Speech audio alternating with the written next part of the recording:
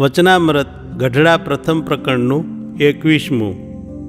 એકાંતિક ધર્મવાળાનું અક્ષરના 2 સ્વરૂપનું. તારીખ 20/12/1819 સોમવાર.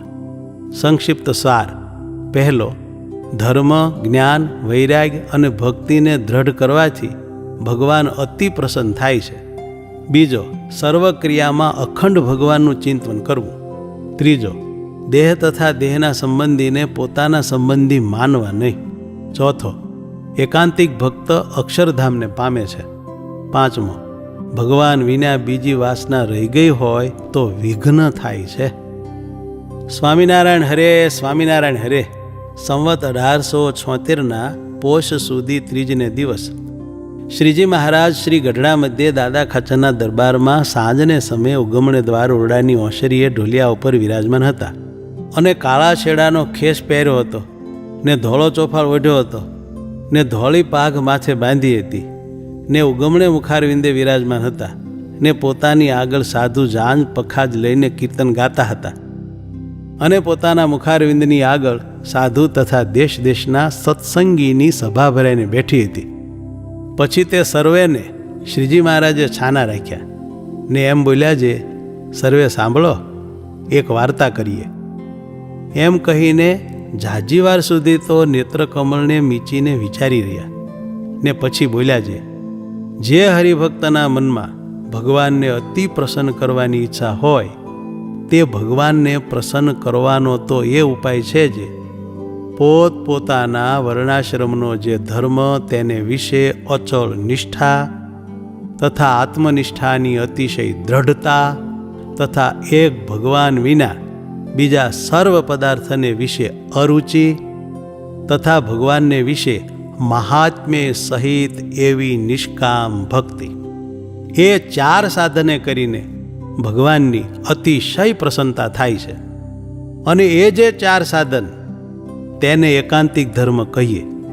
અને એવા એકાંતિક ધર્મવાળા જે ભક્ત તે આ સમામાં આપણા સત્સંગમાં કેટલાક છે.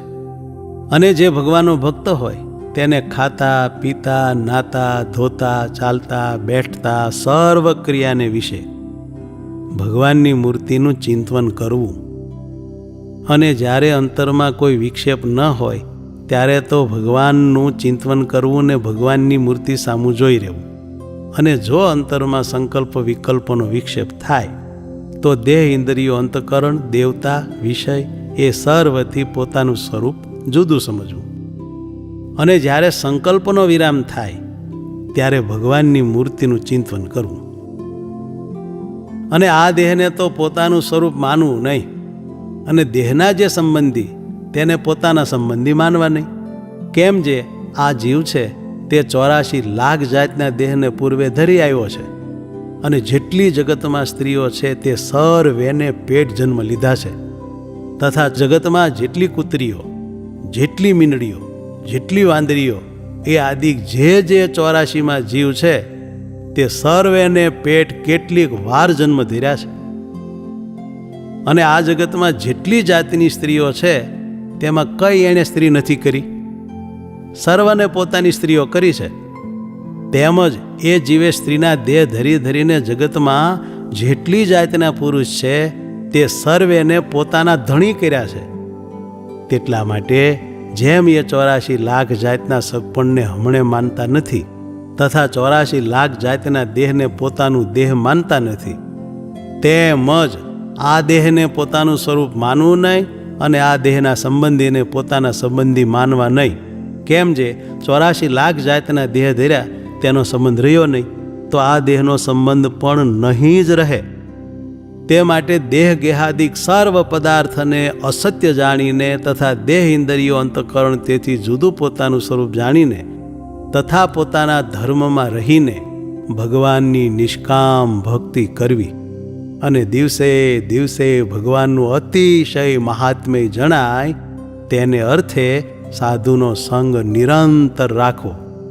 અને જે આવી રીતે નથી સમજતો અને કેવળ દેહાભિમાનીને પ્રાકૃતમતીવાળો છે અને તે જો સત્સંગમાં પડ્યો છે તો પણ એને પશુ જેવો જાણવો. અને આ સત્સંગમાં તો ભગવાનનો મોટો પ્રતાપ છે તેણે કરીને પશુનું પણ કલ્યાણ થાય છે.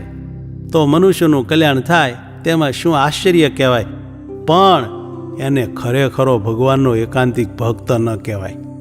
એકાંતિક ભક્ત તો જેની પ્રથમ કહી એવી સમજણ હોય તેને જ કહીએ. અને એવો જે એકાંતિક ભક્ત તે દેહનો ત્યાગ કરીને સર્વે માયાના ભાવથી મુક્ત થઈને અર્ચી માર્ગે કરીને ભગવાનના અક્ષરધામને પામે છે. તે અક્ષરના બે સ્વરૂપ છે. એક તો નિરાકાર એકરસ ચૈતન્ય છે, તેને ચિદાકાશ કહીએ, બ્રહ્મોલ કહીએ. અને એ અક્ષર બીજે રૂપે કરીને પુરુષોત્તમ નારાયણની સેવામાં રહે છે. અને એ અક્ષરધામને પામ્યો જે ભક્ત તે પણ અક્ષરના સાધર્મ્યપણાને પામે છે અને ભગવાનની અખંડ સેવામાં રહે છે. અને એ અક્ષરધામને વિશે શ્રી કૃષ્ણ પુરુષોત્તમ નારાયણ તે સદા વિરાજમાન છે. અને એ અક્ષરધામને વિશે અક્ષરના સાધર્મ્યપણાને પામ્યા એવા અનંત કોટી મુક્ત રહ્યા છે. તે સર્વે પુરુષોત્તમના દાસ ભાવે વર્તે છે. અને પુરુષોત્તમ નારાયણ તે સર્વના સ્વામી છે ને અનંત કોટી બ્રહ્માંડના રાજાધિરાજ છે. માટે આપણા સત્સંગી સર્વને તો એમ જ નિશ્ચય કરવો છે આપણે પણ એ અક્ષરરૂપ જે મુક્ત તેમની પંક્તિમાં ભળવું છે અને અક્ષરધામમાં જઈને અખંડ ભગવાનની સેવામાં હજુર રહેવું છે. પણ નાશવંતને તુચ્છ એવું જે માયક સુખ તેને ઈચ્છવું નથી ને એમાં કોઈ ઠેકાણે લોભાવવું નથી. એવો દ્રઢ નિશ્ચય રાખીને નિરંતર ભગવાનની એકાંતિક ભક્તિ કરવી અને ભગવાનનું અતિશય મહાત્મ્ય યથાર્થ સમજીને ભગવાન વિના બીજા જે સ્ત્રી ધનાદિક સર્વ પદાર્થ તેની જે વાસના તેને દેહ છતે ટાળી નાખવી.